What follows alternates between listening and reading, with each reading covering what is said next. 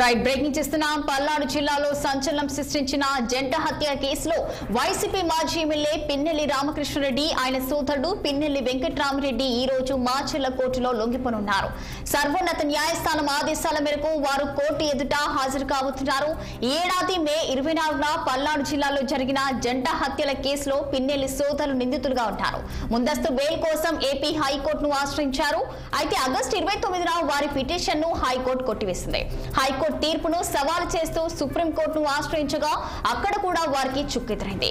వారి పిటిషన్లు కొట్టివేసిన సుప్రీంకోర్టు 2 వారాలుగా సంబంధిత కోర్టులో లొంగిపోవాలన్న సుప్రీంకోర్టు ఆదేశాల మేరకు ఈ రోజు పిన్నెల్లి సోదరులు లొంగిపోనున్నారు.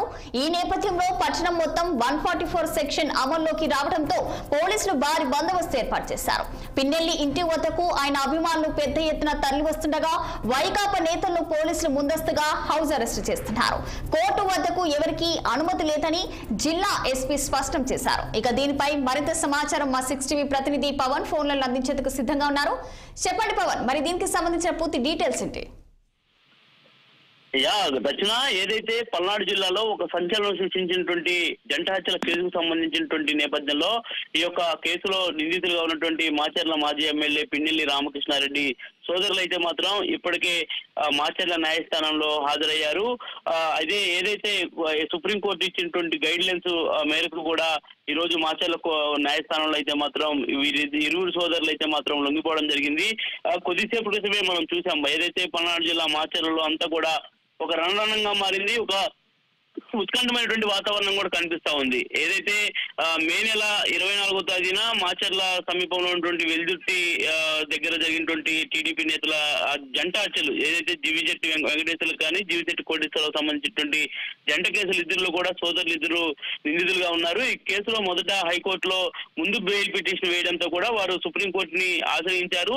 మరి సుప్రీంకోర్టు కూడా మధ్యంతర బెయిల్ అయితే మాత్రం పిన్నెల్లి సోదరులకు మంజూరు చేసినటువంటి నేపథ్యంలో ఏపీ ప్రభుత్వం అయితే మాత్రం దానిని సవాల్ చేసి పిటిషన్ విచారించినటువంటి సవాల్ చేయడమే కాకుండా దీనిపై ఒక పిటిషన్ ను సుప్రీంకోర్టులో వేయడంతో కూడా వెంటనే సుప్రీంకోర్టు నవంబర్ 28న పిన్నెల్లి సోదరులకు ఇచ్చినటువంటి మధ్యాంతర బెయిల్ అయితే మాత్రం రద్దు చేసి దాదాపు 2 వారాల్లో మాచర్ల కోర్టులో లొంగిపోవాలని చెప్పి స్పష్టమైనటువంటి ఆదేశాలు జారీ చేసినటువంటి నేపథ్యంలో అయితే మాత్రం అయ్యప్ప మాల్లో ఉన్నటువంటి పిన్నెల్లి రామకృష్ణారెడ్డి నిన్న అంటే దాదాపు 2 రోజుల క్రితం శబరిమల వెళ్లి అయ్యప్ప మాల తీసుకేసి వచ్చినటువంటి నేపథ్యంలో ఈ రోజు అయితే మాత్రం మాచర్ల కోర్టులో పిన్నెల్లి సోదరులు ఇద్దరు కూడా లొంగిపోయి ఈ యొక్క కేసుకు సంబంధించినటువంటి దర్యాప్తులో భాగంగా కూడా అయితే మాత్రం ప్రస్తుతం పిన్నెల్లి తరపున సంబంధించిన న్యాయవాదులు అటు ప్రభుత్వానికి సంబంధించిన న్యాయవాదులు కూడా ఇప్పటికే కూడా సంసిద్ధంగా ఉన్నారు. మరి కాసేపట్లోనే జడ్జి ముందుకు పిన్నెల్లి సోదరులు ఇద్దరు కూడా హాజరయ్యేటువంటి అవకాశం అయితే ఖచ్చితంగా కనిపిస్తా ఉంది.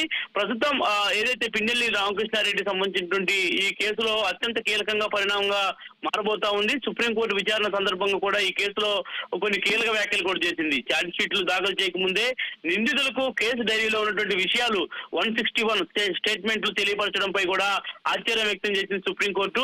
నిందితుల పరపతి అబ్బురపరిచే విధంగా కూడా అసలు ఇలాంటి స్టేట్మెంట్లు ఎందుకు బయటకు వచ్చాయనేటువంటి దానిపై కూడా కొందరు అధికారులు సైతం ఇప్పటికే ముట్టికాయలు అయితే మాత్రం న్యాయస్థానం వేయడం జరిగింది.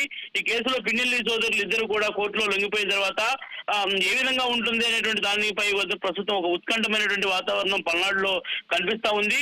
మరి ఇప్పటికే కూడా రాష్ట్ర రాజకీయాల్లో ఒక సంచలనంగా మారినటువంటి పిన్నెల్లి రామకృష్ణారెడ్డి సోదరుల సంబంధించినటువంటి దానిపై కూడా ఇటు జిల్లా ఎస్పీ అప్రమత్తంగానే వ్యవహరిస్తా ఉన్నారు.